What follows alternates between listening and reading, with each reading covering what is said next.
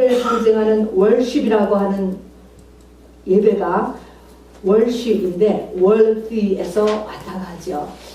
다른 말로 하면은 예배에는 무한대의 가치를 창조할 수 있다는 것입니다. 우리가 오늘 예배를 성공함으로 인하여서 무한대의 가치가 창조된다는 것입니다. 우리가 1시간 드리는 예배지만 영원한 시간을 여기서 움직일 수가 있고요. 그래서 주께는 1000년이 하루 같고 하루가 1000년 같다라는 말씀을 하시게 되는 것입니다. 또 이 장소에 있는 것 같지만 이 장소에 있으면서도 전 지구를 움직일 수 있는 그 힘을 낼 수 있는 것이 예배의 성공입니다. 저 여러분 오늘 다 예배를 성공할 수 있게 되기를 바랍니다.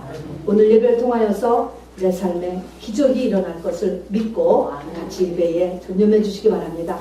오늘 말씀 마태복음 13장의 말씀을 제가 다시 한번 읽겠습니다. 여러분 들어주시기 바랍니다.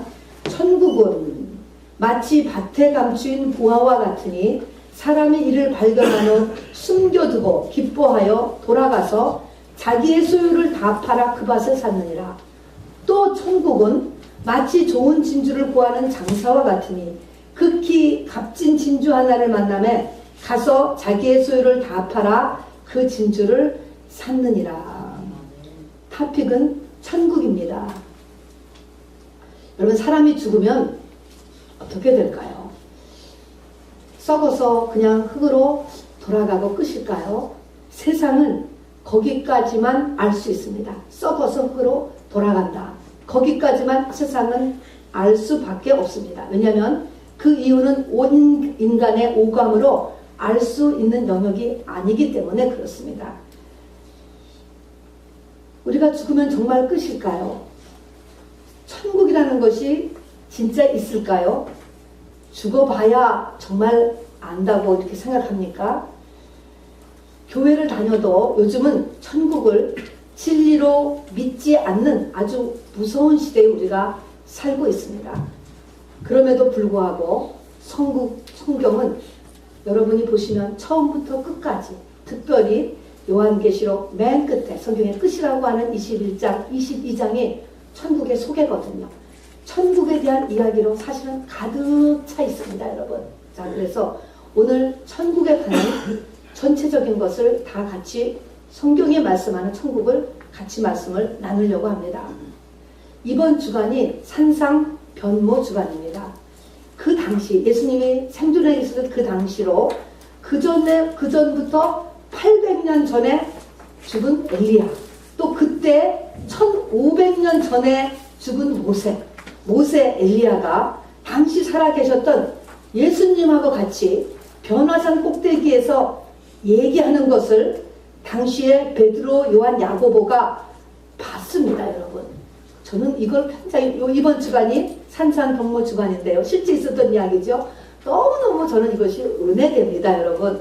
800년 전의 사람, 1500년 전의 사람이 나타나서서 같이 예수님하고 같이 그 당시에 실제 살고 있었던 예수님하고 얘기하는 모습을 제자들이 봤다고요. 저는 베드로, 요한, 야고보가 이런 신비 체험으로 인해서 믿음이 굉장히 돈독해졌을 것 같습니다, 여러분. 어쨌든 이렇게 사람이 죽어서 끝나는 것이 아니고 실제로 나타나서 똑같이 대화를 하고 있다. 죽지 않는다라는 것을 우리가 이렇게 알게 되었잖아요. 여러분, 믿음이라고 하는 것은 보이지 않는 것을 보는 눈입니다. 한마디로 하면은 오감으로 느껴지지 않는 것을 알게 되는 능력이 믿음입니다. 바울이라고 하는 분을 우리가 알 거예요. 바울은 세상에 최고의 학부까지 다 공부를 마쳤습니다. 대학 이상이지요. 다 마쳤습니다. 그리고 정상적인 성인 남자로 사회적 지위를 갖고 있었죠. 지식적으로는 구약의 율법을 다 알고 있었습니다. 지식으로는 알고 있었다는 것이죠. 그러나 예수 그리스도의 빛에 의해서 새로운 눈이 열리게 되었습니다. 여러분, 이것은 놀라운 일입니다. 그리고 나서 그때부터 새로 무엇인가를 보기 시작하고 사물과 만물을 대하는 것이 전혀 달라지게 되었습니다. 그 눈을 영의 눈 이렇게 이야기하고 믿음의 눈이라고 이야기합니다. 그래서 바울은 그 이후에 모든 사역을 바로 이 사람들의 눈을 뜨게 크게 하는 일이 바로 본인의 사역이고 교회의 사역이라고 한마디로 말씀해 놓고 있는 것입니다. 우리 믿음의 눈이 뜨이는 것, 영의 눈이 뜨이는 것은 아까도 얘기했지만 우리의 오감을 디벨롭 시키는 것이 아니고, 지식을 축적하는 것이 아니고, IQ를 높이는 것이 아니고, 경험을 종합하고 분석하는 것이 아닙니다, 여러분. 전혀 다른 체계의 것인 것입니다. 그런데 영의 눈이 띄었다 할지라도 영의 눈이 원샷, 한 번에 딱 다 열리는 것이 아니라고 성경은 이야기합니다. 이 믿음의 눈이 점차적으로 올라가는 것입니다. 시력의 회복이 계속적으로 진행되는 것이지요. 욥이 극한 고난을 떠나서 2.0의 영의 시력을 생겨서 욥기 맨 끝장에 보면은 하나님을 보게 되었다라고 이렇게 얘기합니다. 살아서 하나님을 본다. 안 보이잖아요. 우리 지금 하나님 안 보이는데 욥이 하나님을 본다라고 이렇게 고백하고 있는 것입니다. 이렇게 눈이 열리면서 진리를 보게 되었고, 그 바울을 통하여서 하나님께서 신약 성경의 거의 2분의 1을 쓰게 하셨는데, 이 바울이 뭐라고 얘기하냐면 부활의 삶이 없다면 예수 믿는 사람같이 불쌍한 사람이 없다라고 말씀을 했습니다. 여러분 한번 생각해 보세요. 우리가 천국이라는 것을 진리로 믿지 않고, 천국이라는 것, 사후의 삶을 믿지 않고 산다면 예수 믿는 것은 앞뒤가 전혀 안 맞는다라는 것입니다. 여러분, 천국의 삶, 부활의 삶이 없다면 예수 믿는 사람같이 불쌍한 사람이 없다라고 이야기했으니까, 우리가 천국을 제껴놓고 신앙생활을 한다는 것은 도대체가 말이 안 되는 얘기로구나. 성경이 전체가 천국으로 다 감싸져 있고 시작과 끝이 천국으로 이야기되어 있는데, 이것을 모르고 교회 생활을 한다고 하는 것, 이것은 특히 마지막 때에 가서 천국이 진리가 아니에요. 진리로 천국을 받아들이지 않아요. 요즘은 천국과 지옥을 농담으로 하고 있는 이런 시대에 살고 있는 이때가 얼마나 믿음에서 멀리 떨어져 있는 시대인지 모르겠습니다. 자, 그래서 기독교의 핵심 요절이라고 하는 성경의 한 절을 뽑으라고 했을 때 요한복음 3장 16절도 보면요, 하나님이 세상을 이처럼 사랑하자 독생자를 주셨으니 이는 저를 믿는 자마다 멸망치 않고 뭐를 얻게 하기 위함이라고요? 영생이라고 하는 것입니다. Eternal life. 일단 eternal이라는 것이 영생이 들어가는 것입니다. 예수를 우리에게 주신 것이 영생하고 직결되어 있다는 것입니다. 요한복음 6장 27절에서도요, 너희가 썩을 양식을 위해서 일하지 말고 영생하도록 있는 양식을 위해서 일하라 라고 있습니다. 이게 도대체 무슨 말이냐 하는 것입니다.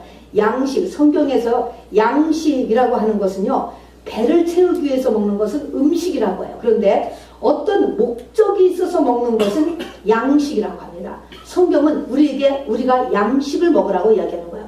우리가 밥을 먹는 거에 목적이 있다는 것입니다. 학교를 다니고 직장을 다니고 돈을 벌어오는 것에 목적이 있어야 된다는 것입니다.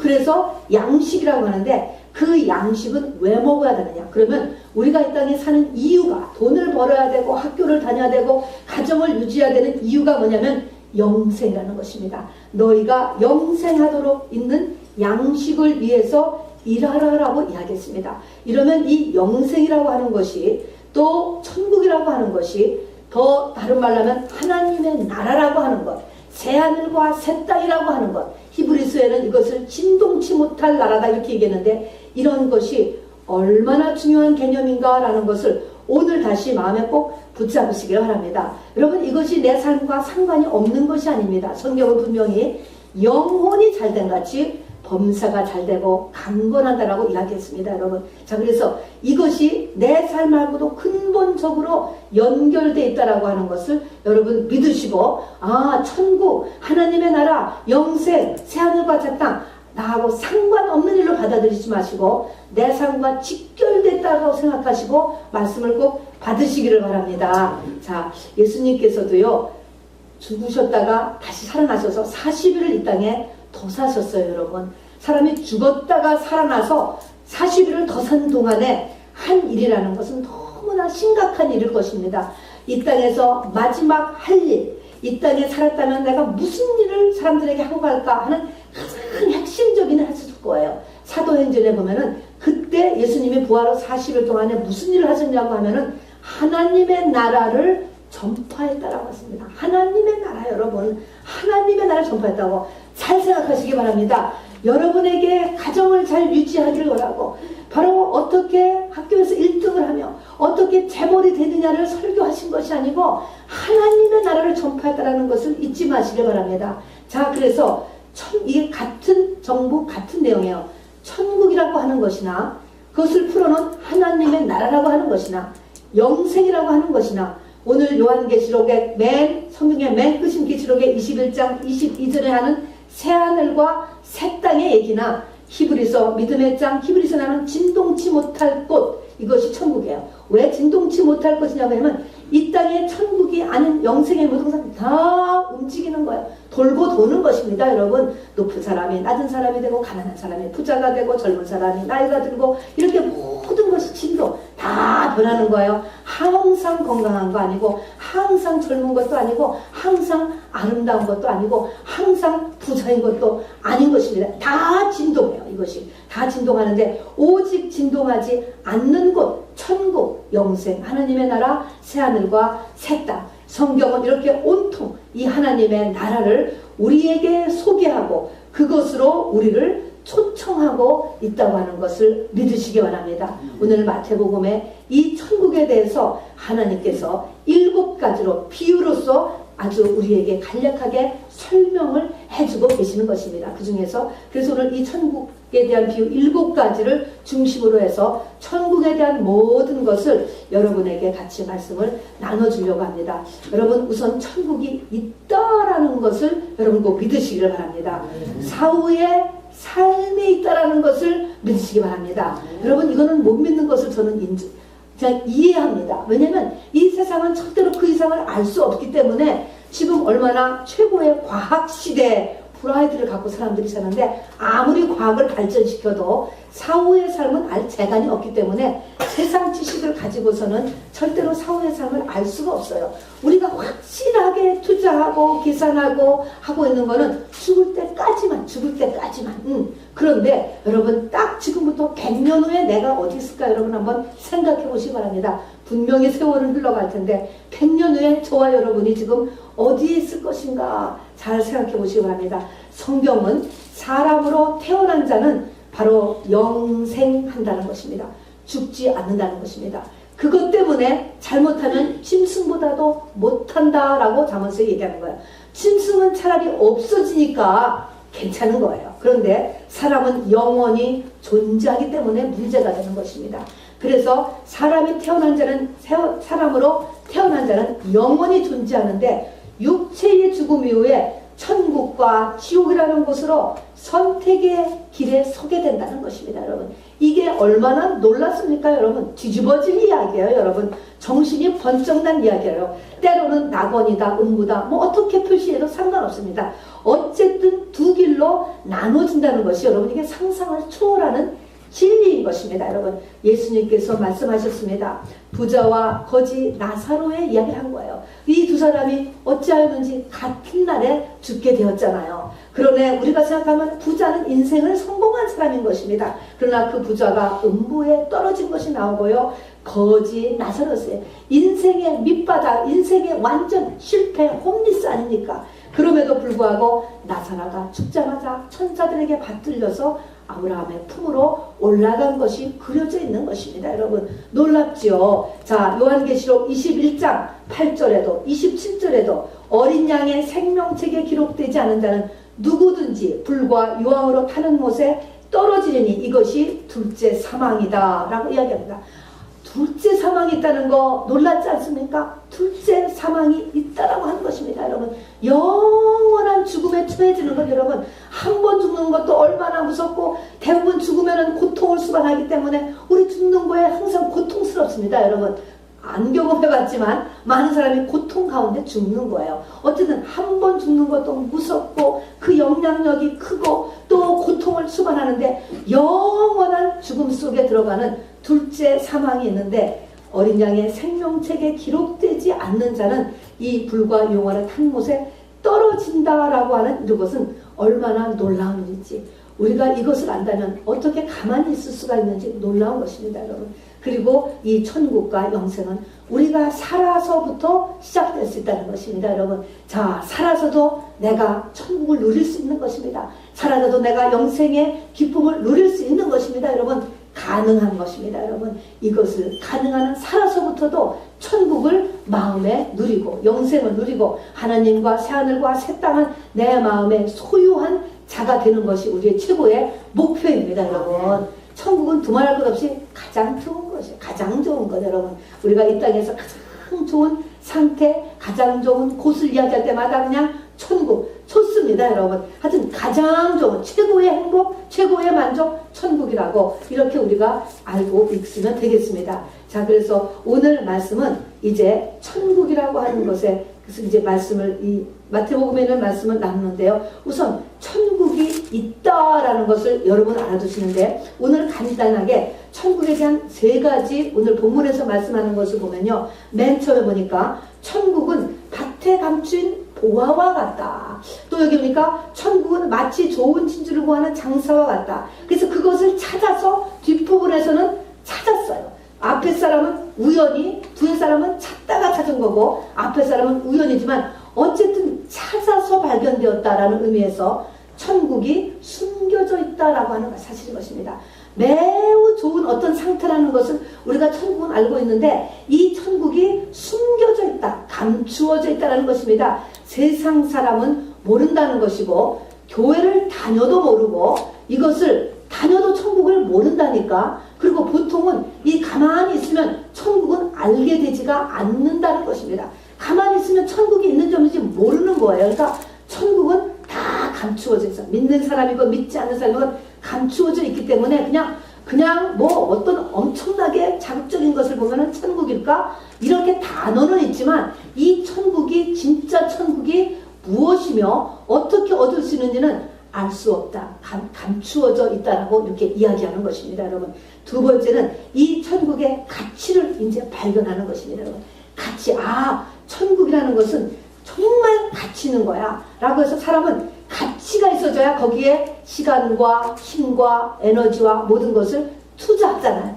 천국의 가치를 발견하는 것이 두 번째입니다. 그래서 천국의 가치를 발견하는 것이 이 사람들이 발견하는 것이에요. 자, 그리고 세 번째는 이거를 천국을 발견한 다음에 내 것이 돼야 돼. 이 천국은 내 것으로 만드는 데까지 가야 되는데 이 천국을 내 것으로 만드는 데는 보니까 자기의 소유를 다 팔아.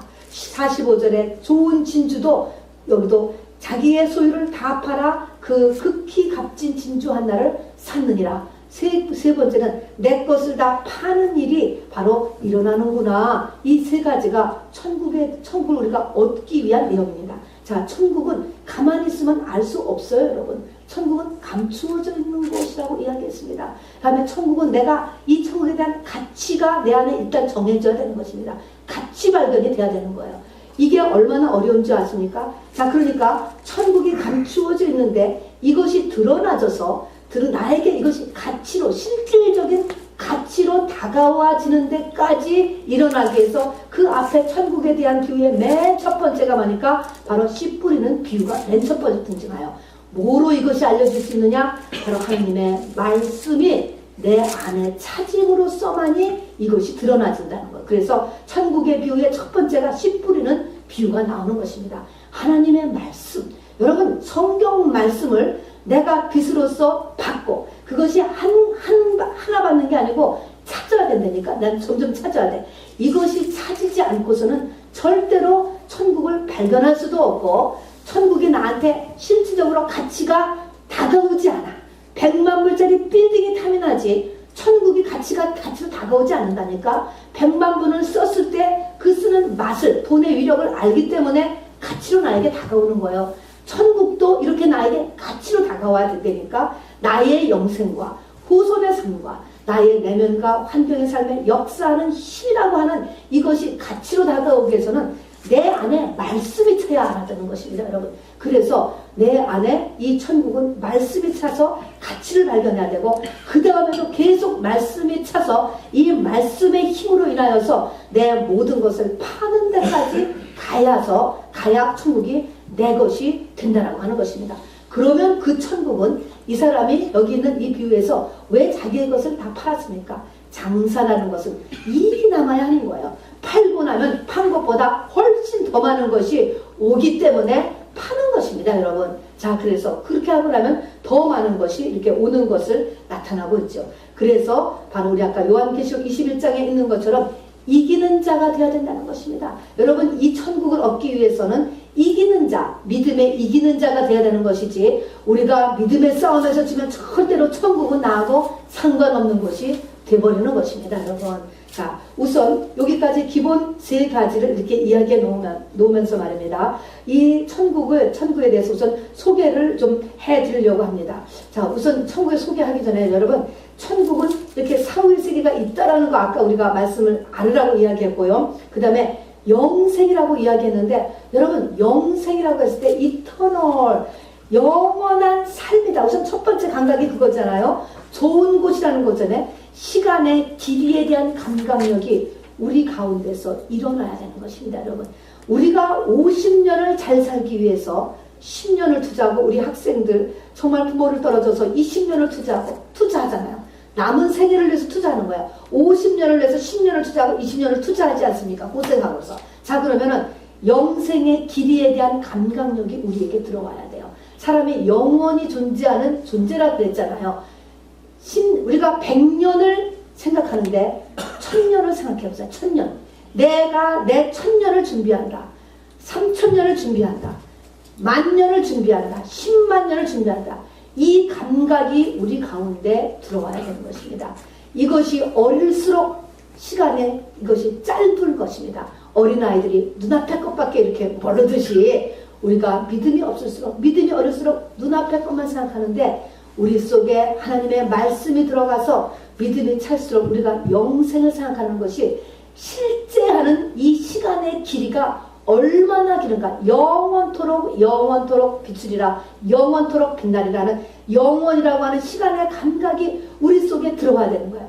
왜 사도 바울이 참으로 예수 그리스도를 얻기 위하여서 배설물과 같이 지금까지 추구하던 것들을 버릴 수 있었는가? 누가 그 사람을 갖다가 푸시한 게 아니에요. 누가 그 사람을 강요한 것이 아닙니다. 스스로 가치가 변하여서 이 삶의 양식이 달라진 거거든요. 그랬을 때 그 시간의 갭이 느껴지는 것입니다. 이 땅에서의 삶이 100년, 많이 살아도 100년이요. 100년까지 못 살잖아요. 한 80까지 산다고 할까요? 80년과 8,000년, 800만 년, 이런 것이 실질적으로 그 사람한테 믿음으로 인해서 들어왔기 때문인 것입니다, 여러분. 이런 모든 것들이 우리 가운데 실질적으로 들어오기를 주님의 이름으로 꼭 부탁드립니다. 이것이 되면 내가 사후의 세계가 확실히 있다는 것을 알고, 영생이라고 하는 것이 시간적인 길이에 대한 이 감각이 구체적으로 나에게 들어오기 시작하는 사람은 동시에 예수가 누구인가라는 것이 들어오게 됐습니다. 여러분, 예수는 하나님이신 나의 메시아인 것입니다. 나의 영혼육을 완전히 창조하기도 하고, 죽었다가 살렸다가 있기도 하고 없기도 하기에는 메시아, 이 메시아를 본 사람은요, 아무것도 문제가 되지 않는 것입니다. 이 하나님의 영, 예수의 영만이 바로 나라는 존재에 가장 필요한 유일한 것입니다. 사실은요, 우리의 가족도 아무것도 아니에요. 우리의 영의 그릇 속에 사람의 영도 들어있다고 그랬잖아요. 사람의 영도 아무것도 아니고, 나라고 하는 영의 존재에 가장 중요한 것은 메사야, 예수 그리스도의 영만이 실제인 것이에요. 이 영과 내가 하나 되는 것, 여러분, 이것이 인생의 목적인 것입니다, 여러분. 그래서 이것을 얻기 위해서 때로는 이 땅의 모든 것을 다 버려야 된다라고 이야기하고, 거기에 사람도 들어가게 되는 것입니다, 여러분. 자, 어쨌든 이렇게 해서 예수가 누군가를 알게 되는 것입니다, 여러분.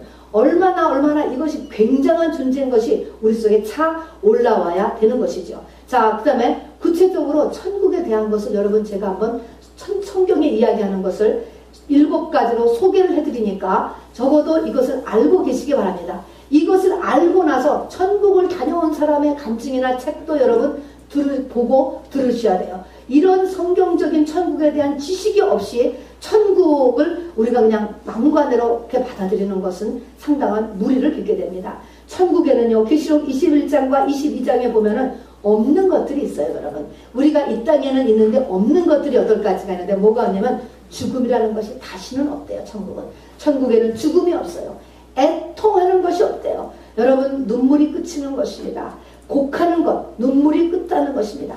아픈 것이 다시 있지 않대요. 너무 좋아요. 저는 감기 또 너무 고생을 해가지고 와, 저 그런 생각, 이제 아픈 것이 다시 없겠구나. 정말 아파서 여러분 밤에 잠 못 자고 여러분 기침을 계속하고 너무 고통스러운 거예요. 아픈 것이 다시 있지 않아요.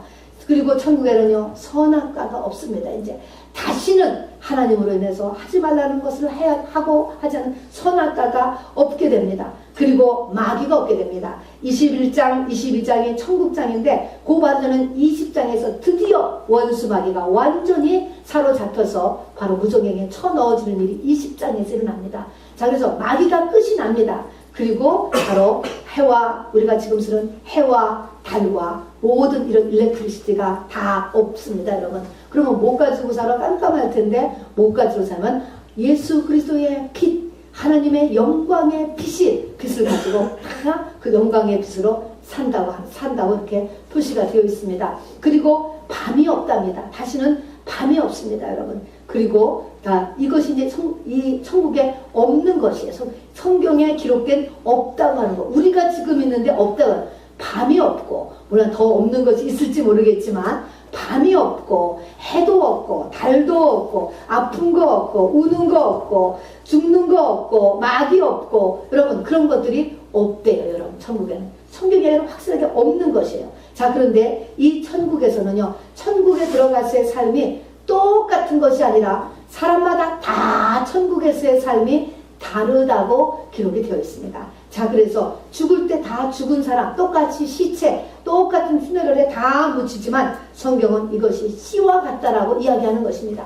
씨는 거의 비슷합니다. 가지씨나 호박씨나 뭐 참외씨나 그냥 씨는 비슷하고 아무것도 아닌 것 같지만 그 씨가 다 커서 나올 때는 어떤 것은 가지를 내고 어느 것은 오이를 내고 어느 것은 수박을 내고 다 다른 것처럼 우리가 부활 후에 부활체로 다시 천국에서 살아났을 때 우리의 모습은 사람마다 다 다르다는 것입니다. 자, 그래서 이 땅에서 행한 대로 우리가 빛을 준비한 대로 천국에서 다 다르게 나타난다는 것이죠. 그래서 바로 해와 달과 별이 다르고 그 별 중에서도 별과 별의 빛이 또 다 다른 것처럼 저 밤하늘의 저 수억의 별들의 빛이 다 다른 것처럼 바로 우리가 천국에서 부활할 때 모습이 다 다르게 부활한다. 자, 그러니까 천국만 들어가면 되잖아. 그렇지 않다라는 것을 이야기하는 것입니다. 여러분, 천국에서 여러분이 다 다르게 다른 스테이터스에서 바로 영생한다라고 하는 것을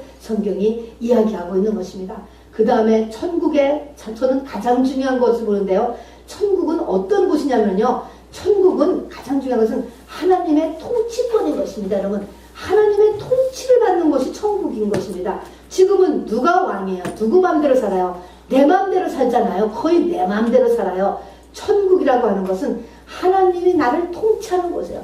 내가 하나님 앞에 완전히 굴복하는 곳이 바로 천국인 것입니다. 그래서 천국, 하나님의 나라, 그러면 하나님이 주권을 가지고 있는 곳이다 라는 것을 잊지 마시기를 바랍니다. 천국은 또 있습니다. 천국은 내 영광을 위해서 사는 것이 아니고 누구의 영광을 위해서 사는 것이에요? 하나님의 영광을 위해서 사는 것이에요, 여러분.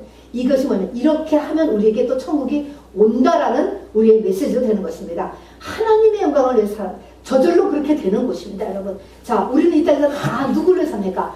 내 영광을 위해서 살아요, 여러분. 이것이 조금씩 바뀌어가죠. 그러나 우리는 다 사람은 자기의 영광을 위해서 살게 되어 있는데 나를 위해서 살게 되는 거죠. 이것이 조금씩 하나님의 영광을 위해서 하나님을 기쁘시게 하기 위해서 조금씩 바뀌어가는데, 천국이라고 하는 것은 하나님의 영광을 위해서 100% 사는 것이에요. 사람은 하나님을 위해서 하나님이 만들어낸 존재예요.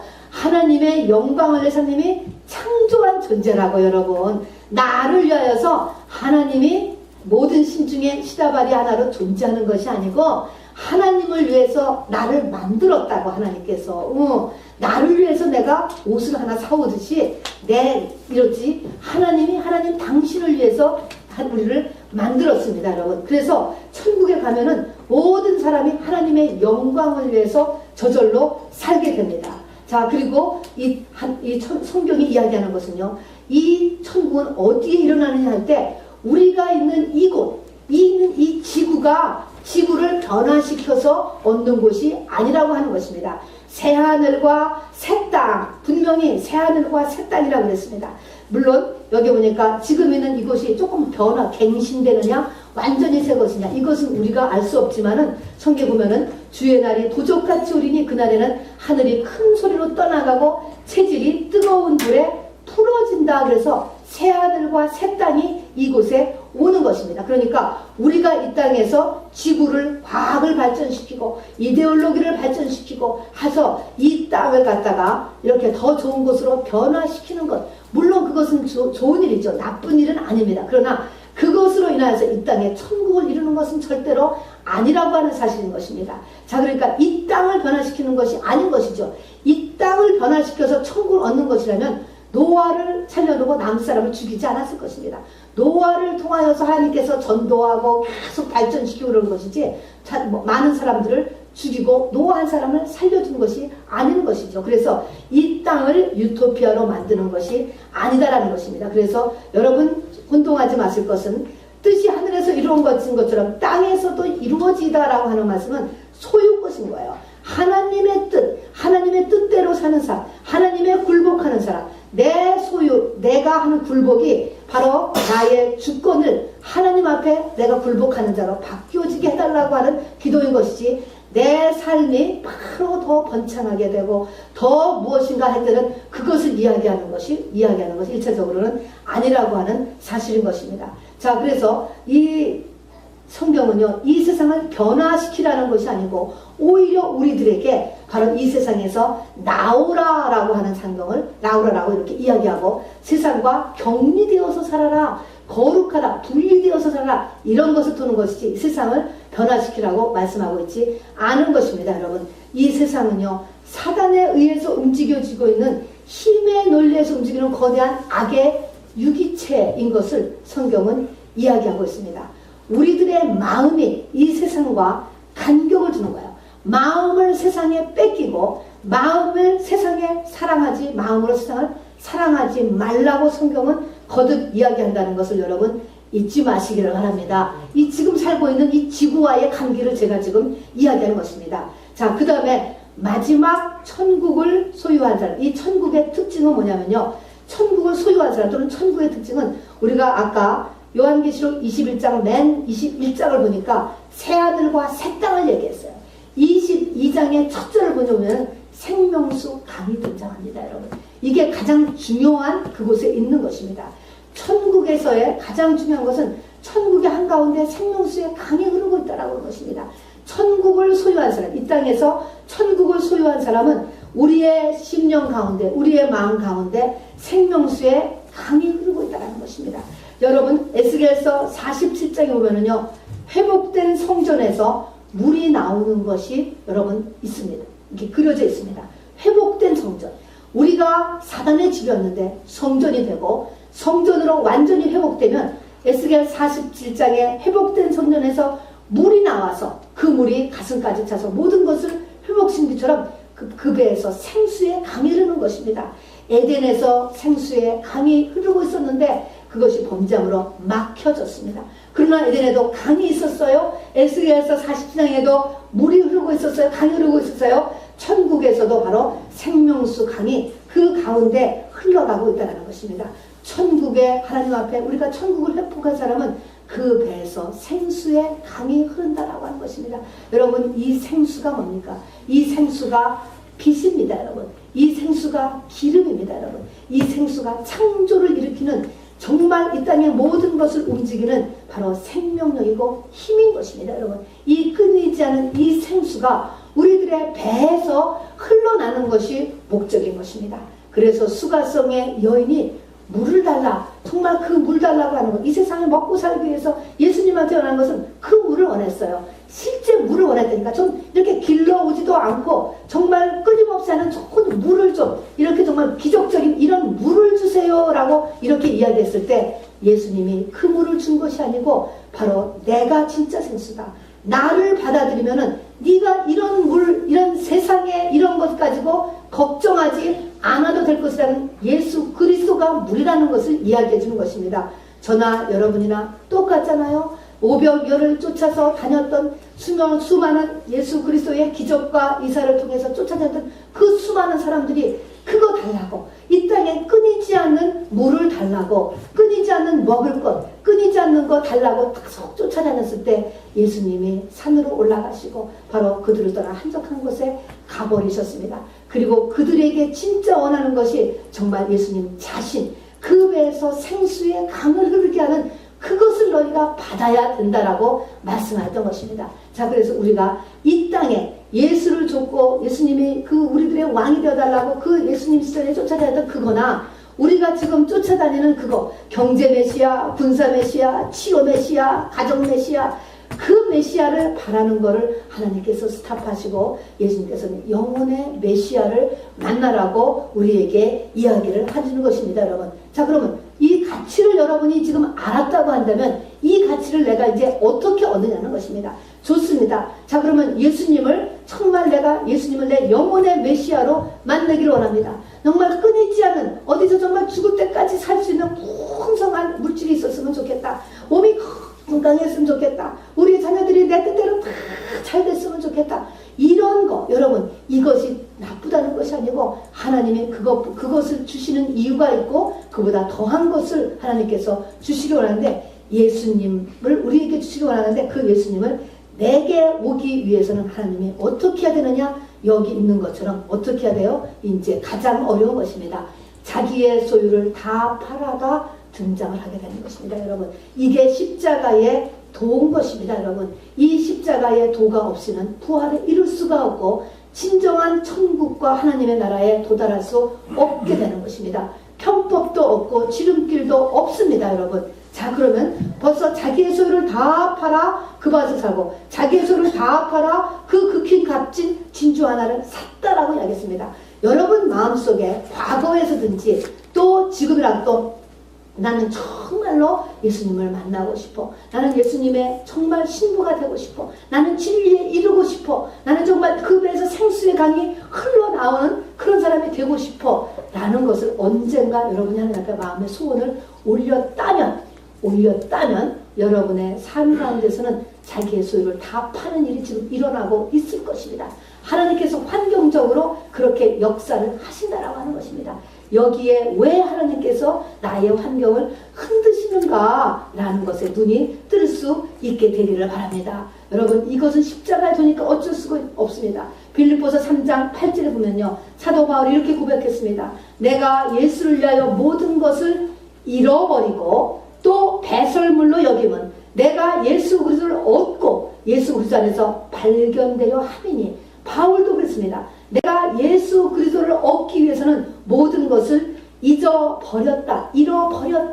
자기가 환경적으로 잃어버리게 되었고 또 그 스스로도 배설물로 여겼다. 두 가지가 같이 나가는 거예요. 자, 우리의 환경이 흔들려져서 바로 잃어버리게 되는 환경이 일어날 때 여러분 왜 그런가 또 깨닫고 그 다음에는 나 스스로도 더 원하는 것은 여러분이 더 해서는 바로 내가 더 주님 앞에 모든 것을 다 팔아서 주님을 얻는 데까지 의지 활동하기를 하나님께서는 사실은 원하신다라고 하는 것입니다. 여러분, 이 C.S. 루이스라고 하는 분의 그 스크루 테이프의 편지라고 하는 그런 책이 많이 보여지지 않습니까? 그 책에 보면은요, 스크루 테이프라는 거는 마귀 이름이에요. 마귀의 쫄개들한테 쓴 편지인데, 마귀 대장의 마귀의 쫄개들한테 쓴 편지인데, 거기에 보면은 이 마귀가 하는 최고의 지령이 뭐냐면, 어떻게 하든지 사람들에게 영생을 보지 못하게 하라라는 것이 마귀의 지령인 것입니다. 이 땅에 이거 다 주어도 좋다. 그런데 영생을 닫으라는 것입니다. 영생. 이 세상이 전부인 것처럼 살게 하라는 것입니다. 그리고 급하면 세상에 쾌락을 주라. 돈의 맛을 주라. 권력의 맛을 주라. 성의 쾌락의 맛을 보여주라라는 것입니다, 여러분. 그래서 잠들게 하라고 이렇게 이야기했다는 것입니다. 성경이 이야기하는 것은 영생이고 천국이고 하나님의 나라라고 하는 것을 여러분 눈을 꼭 뜨시고 이것을 막는 거대한 어둠의 세력이 우리에게 다가온다라고 하는 것입니다. 자, 그래서 우리가 모든 것을 팔려 자기의 소유를 다 팔아 내가 마음에 나 정말 진리를 쫓겠어요. 아, 나 하나님 너무 좋아. 이런 사람들은 이제 이게 흔들린다니까. 흔들려. 삶이 흔들려. 팔으라고. 다 자존심도 팔고 돈도 팔아야 되고 가족도 팔고 자식도 다 흔들리기 시작하는 거야.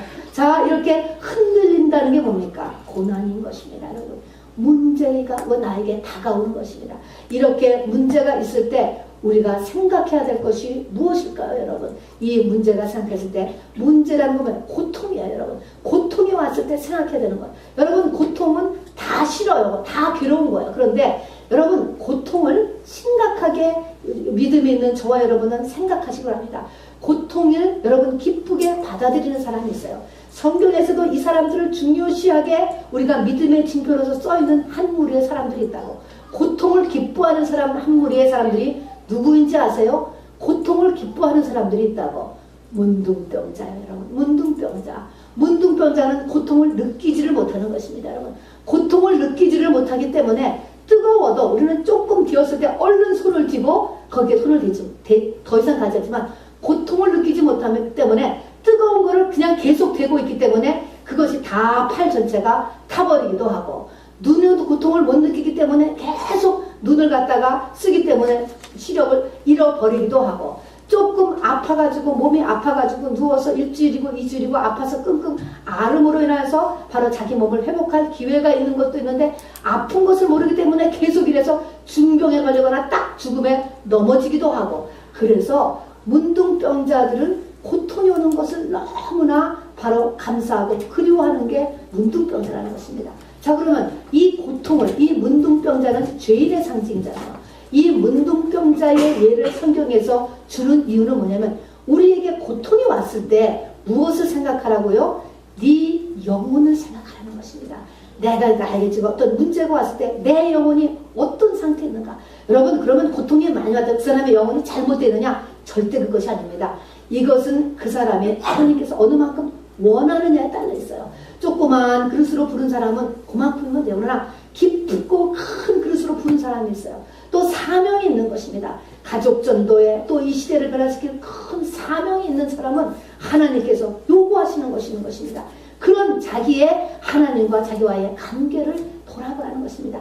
이게 우리에게 일어나는 고통의 실제인 것입니다. 여러분, 그 고통 자체를 없애기 위해서 막 발악할 것이 아니고 나에게 이런 문제가 터졌어. 돈의 문제가 없고 질병의 문제가 터졌을 때 내 영혼을 돌아봐요. 문둥병자가 이 고통에 하나님의 이 고통이 없어서 문제잖아요. 이 고통을 안 주면 뭡니까? 그대로 가서 지옥에 떨어지는 것입니다. 문둥병자가 고통이 없음으로 인해서 팔이 뚝 잘리고 발이 뚝 잘리고 그리고 금방 죽어버린 것처럼 우리가 고통을 못 느낌으로 인해서 그대로 가다가 죽고 나는데 어떻게 되는지 하나도 모르잖아요. 지옥에 불과 용으로 타는 못에 떨어지게 되는 것이고, 바로 후손에 아무 좋은 일도 일어나지 못하고 주위에 바로 주변도 변화시키지 못하고 죽게 되는 것입니다. 여러분, 그래서 독일의 유명한 신학자인 헬무트 틸리케 목사님이라는 분이 미국과 한국을 방문하시면서 이런 말씀을 하셨다고 합니다. 물론 독일의 신앙이 많은 문제를 가지고 있지만 그래도 이 말씀은 너무나 공감되는 말씀이기 때문에 전하는 것입니다. 어떻게 말씀하냐면은 미국과 한국의 교회들이 고통에 대한 크리스찬의 견해가 매우 잘못되었다라고 말씀을 하셨다는 것입니다.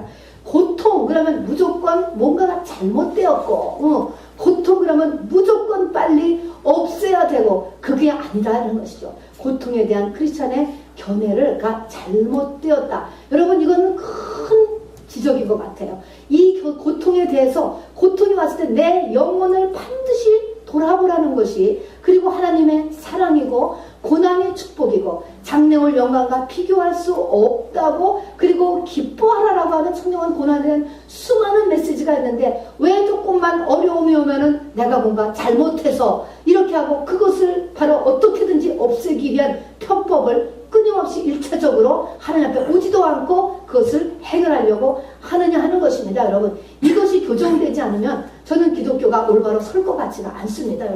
여러분 히브리서에도 여러분 우리가 많이 읽는 거지만 들어보시기 바랍니다. 아들들에게 권하는 것 같이 너희에게 권면하는 말씀을 잊었도다. 여러분, 어려움이 왔을 때 이 말씀을 잊지 말라는 것입니다. 나에게 지금 어려움이 왔어요. 여러분, 창피할 거 없습니다. 여러분, 잊지 마시기 바랍니다. 하나님의 아들 될 사람이기 때문에 하는 거예요. 내 아들아, 주의 징계하심을 경히 여기지 말며 또한 그 아들에게 권하는 것 같이 너희에게 권하는 말씀을 잊었도다. 일러스다. 내 아들아, 주의 징계하심을 경히 여기지 말며 꾸지람을 받을 때 낙심하지 말라. 주께서 그 사랑하는 자를 징계하시고 받으시는 아들마다 채찍질 하시느니라. 너희가 참으면 징계를 받기 위함이라. 하나님의 아들과 같이 너희를 대우하시나니 어찌 아버지가 징계하지 않는 아들이 있으리요. 징계는 다 받는 것이오늘 너희에게 징계가 없으면 사생하여 친아들이 아니니라. 그들은 잠시 자기의 뜻대로 우리를 징계하였거니와 오직 이제 자기의 부모 얘기하는 것입니다.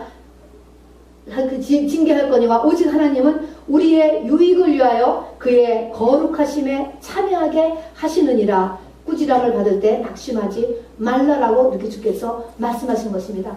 우리를 하나님의 택한 자를 아들 만들기 위해서 진정한 아들 만들기 위해서 이때의 아들은요 성령과 그 상태를 이야기하는 것이 아니고 아들과 아버지는 똑같다라는 것을 이야기하는 것입니다.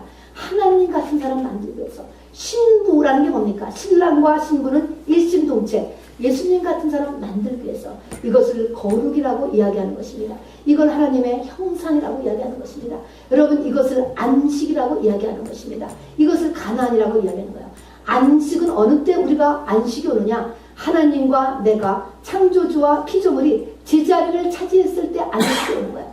창조주가 창조주로 쓰고 나는 피조물의 위치에 제자리에 딱 들어가 섰을 때 사람은 안식, 쉼이 오는 거예요.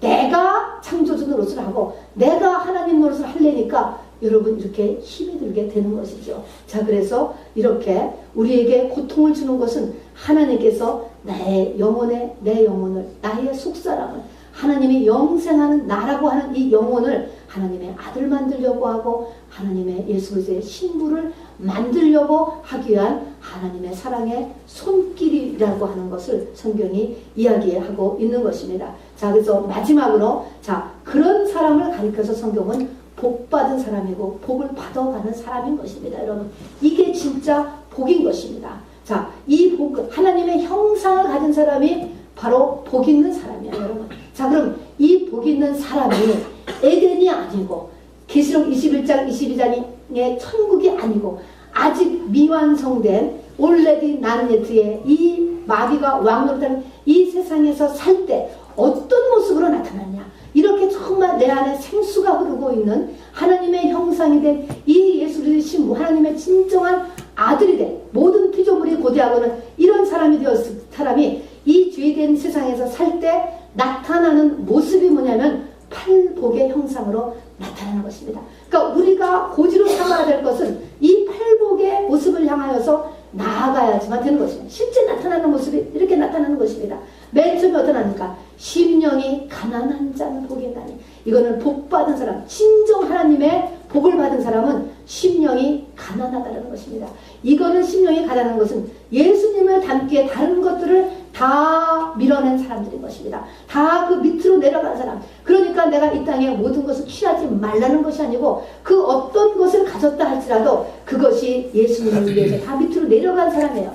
이 심령에 가난한 사람. 다른 것들이 돈이 자랑이 아니고 명예가 자랑이 아니고 자식이 자랑이 아니고 그냥 하나님을 해서 그런 것들을 다 내려놓은 사람. 심령에 가난하다는 건 없다는 거죠.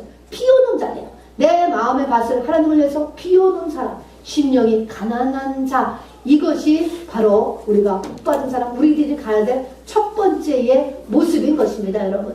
자, 그래서 예수 믿는 사람에게는 자랑이 나오지 않아야 되고 나한테 실질적으로 보세요. 이렇게 항상 하나님 앞에 자기를 늘 비우려고 하시기 바랍니다. 두 번째가 애통하는 자인 것입니다. 우리가 아직 원죄를 가지고 있고 또 죄가 왕이 이 사단이 왕노릇하는 이 땅에 살다 보니까 안 되는 거예요. 안 되는 한계가 계속 부닥치기 때문에 마음에 애통이 나오는 것입니다. 안 되는구나.